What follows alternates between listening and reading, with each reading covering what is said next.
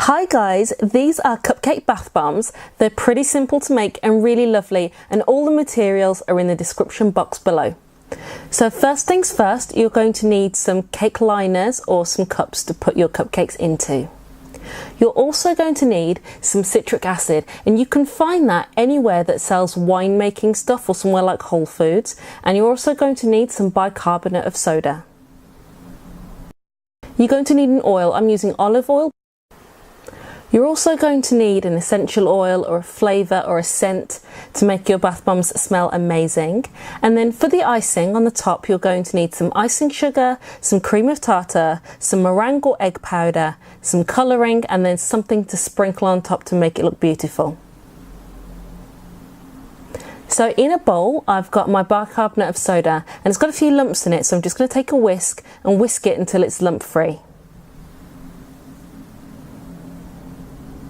Once you've got all your lumps out, you're going to add your citric acid and then just stir that around until they're equally incorporated.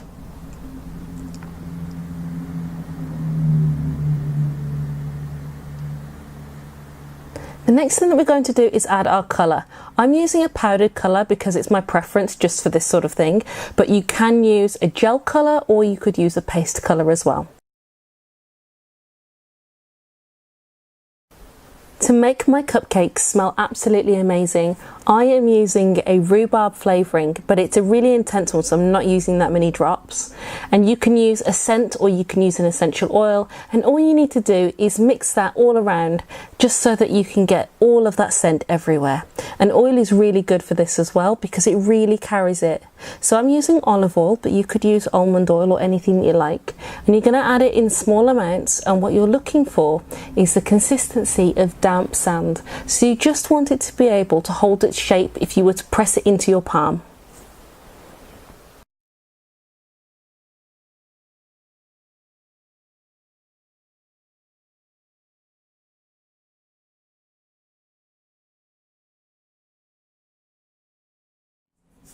I am using paper cups for this, and the easiest way that I've found is to just spoon it in a little bit at a time, and before you press them all down, if you add the mixture to each one first and then press it down, you just tend to get a bit more of an even look, so all of the cupcakes will have roughly the same amount in them.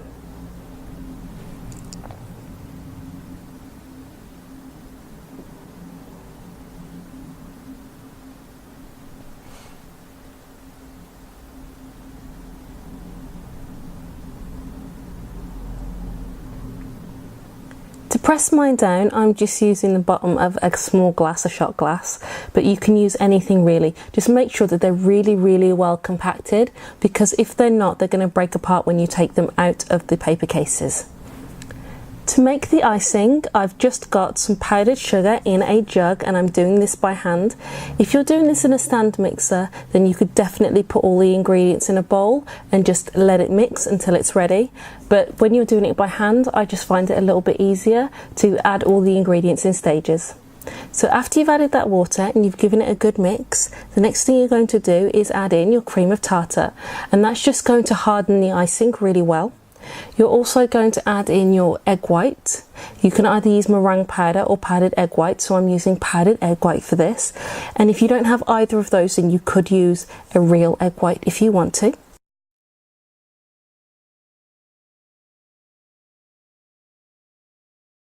And then after that, you are going to add in your colour. The colour that you use is completely up to you. You can use liquid, you can use paste, you can use gel, but I am using powder colour.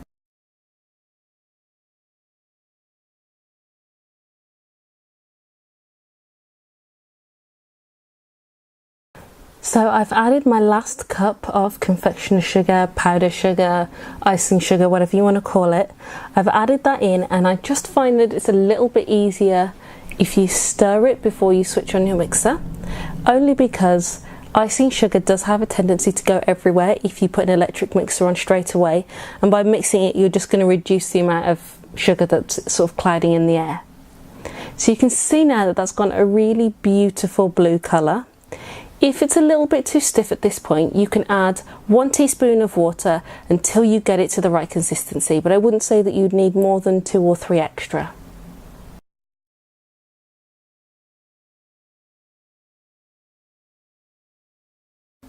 Your mixture should be pretty stiff. If it's not, once you've piped it, it'll look really pretty, but as it's drying, it will definitely start to sag. So make sure that it is quite stiff, but just about pipeable. So you can see here that I'm using a closed star tip. For the lift that I'm looking for, I just do 1 row at the bottom first, and then I pipe my swirl on top. And it looks really pretty in the end.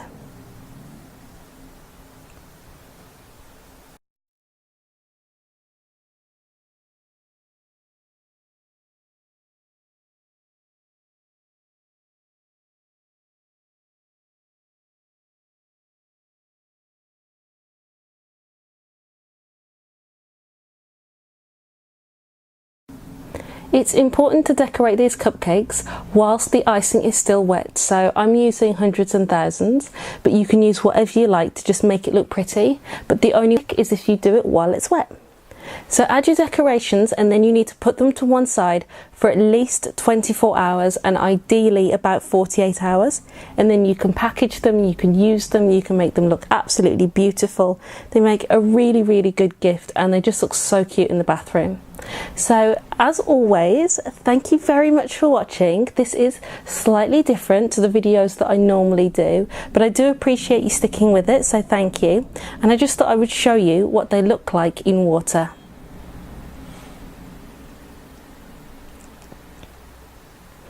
Now for me, I take off the icing before I put it into the water. Obviously you don't have to, sugar dissolves, it's not the end of the world, but I don't want to be sitting in sugar, so that's why I take it off.